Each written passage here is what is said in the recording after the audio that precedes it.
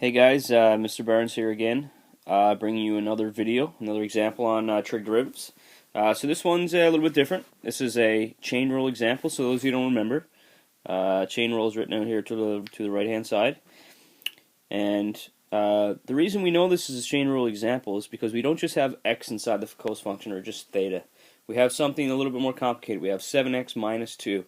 So that's a perfect candidate to be subbed out using substitution. So let's call u, it's a little bit messy there, isn't it? Let's get rid of it. Here we go.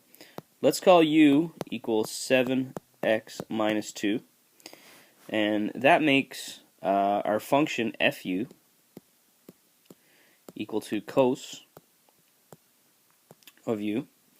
And then what we need to do is, I think I messed up the video recording there, so it sounds all a little bit choppy. Sorry about that. Then what we need to do is take the derivative of both of these. So u prime, and you see that u prime is out here to the second part of this guy. U prime, in this case, the derivative of this guy is just a linear function, so it's just going to be 7. And derivative of fu, f prime of u, is the derivative of cos. Well, that's negative sine of u.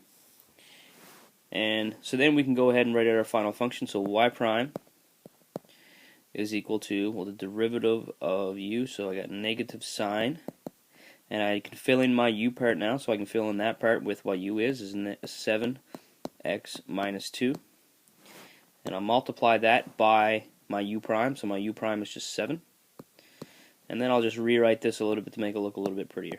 So I have negative 7 sine 7x minus 2. So there it is. A fairly straightforward example of using the chain rule, in conjunction with trig derivatives.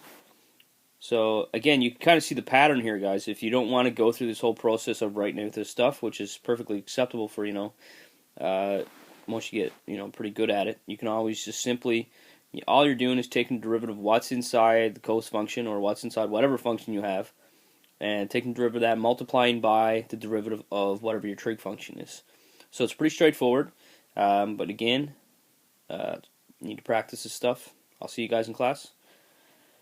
Thank you.